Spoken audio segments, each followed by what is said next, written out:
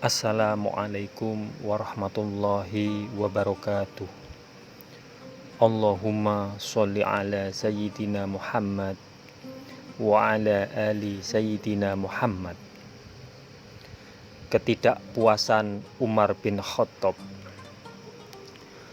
Umar bin Khattab tidak puas dengan isi perjanjian itu. Ketidakpuasannya ini ditunjukkan setelah terjadi insiden saat penulisan perjanjian. Saat itu, Ali bin Abi Thalib mendapat tugas Rasulullah SAW untuk menulis perjanjian itu. Tulislah Bismillahirrahmanirrahim, sabda Rasulullah SAW kepada Ali. Stop, suruh Suhail. Nama Ar-Rahman dan Ar-Rahim ini tidak ku kenal. Tulislah dengan Bismika Allahumma, dengan namamu ya Allah. Tulislah dengan namamu ya Allah, sabda Rasulullah SAW kepada Ali. Lalu tulislah, ini adalah perjanjian damai yang ditetapkan antara Muhammad Rasulullah dengan Suhail bin Amr. Namun, delegasi Quraisy itu kembali menolak. Jika kami mengakui bahwa engkau Rasulullah, tentu kami tidak akan memerangimu.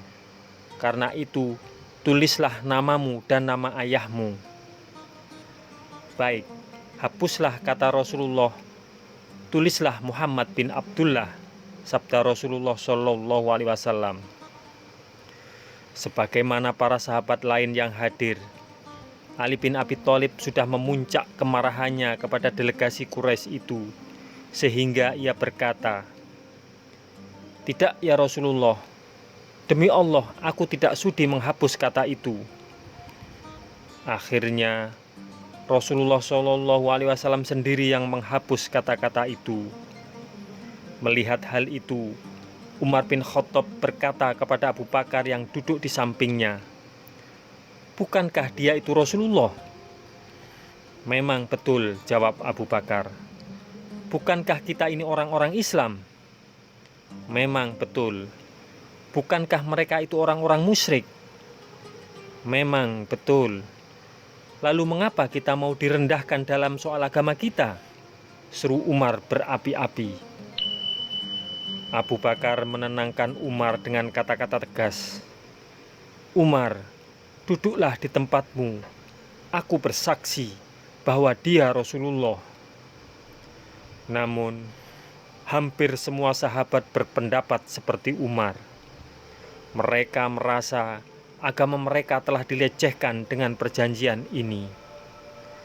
Bukan saja mereka gagal berhaji tahun ini, tetapi juga harus menerima bahwa orang musyrik itu seolah merendahkan Allah dan Rasul-Nya, Rasulullah SAW. Kemudian terjadilah sebuah peristiwa yang membuat para sahabat semakin tidak menyukai perjanjian ini. Kisah Abu Jandal. Belum lagi kering tinta perjanjian itu, tiba-tiba muncul Abu Jandal. Pemuda itu adalah anak Suhail bin Amr, si perunding Quraisy. Para sahabat sangat terkejut menyaksikan kedua kaki Abu Jandal dalam keadaan terbelenggu, sehingga ia berjalan tertatih-tatih. Rupanya, ia berhasil melepaskan diri dari Mekah dan hendak menggabungkan diri dengan saudara-saudara muslimnya. Namun, begitu melihat anaknya itu, Suhail berseru, "Ini adalah orang pertama yang kutuntut agar engkau mengembalikannya." "Kami tidak melanggar isi perjanjian ini sampai kapanpun," jawab Rasulullah SAW. "Demi Allah, kalau begitu aku tidak akan menuntutmu karena sesuatu apapun," kata Suhail. Rasulullah SAW bersabda, "Kalau begitu, berilah dia jaminan perlindungan karena aku. Aku tidak akan memberinya jaminan perlindungan karena dirimu," tukas Suhail. Lakukanlah, pinta Rasulullah Shallallahu Alaihi Wasallam lagi. Aku tidak akan melakukannya, jawab Suhail. Suhail melangkah cepat ke arah Abu Jandal dan memukul keras-keras anaknya itu. Suhail mencengkeram kerah baju Abu Jandal dan menyeretnya untuk dikembalikan kepada Quraisy.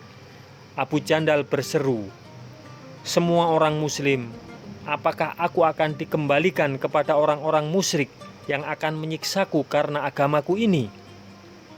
Kaum muslimin merasa geram. Hampir-hampir saja kaki mereka bergerak untuk datang melawan perjanjian yang sudah ditandatangani. Rasulullah Shallallahu Alaihi Wasallam bersabda, "Wahai Abu Jandal, bersabarlah dan tabahlah, karena Allah akan memberikan jalan keluar kepadamu dan orang-orang yang terzolimi seperti dirimu. Kami sudah mengukuhkan perjanjian dengan mereka. Kami telah membuat persetujuan dengan mereka atas peristiwa seperti ini, dan mereka pun sudah memberikan sumpah atas nama Allah kepada kami. Maka kami tidak akan melanggarnya." Rasulullah Shallallahu Alaihi Wasallam melihat ke sekeliling yang menangkap wajah pengikutnya yang tampak sangat tidak puas. Hal inilah yang membuat para sahabat tidak menuruti perintah Rasulullah Shallallahu Alaihi Wasallam setelah itu.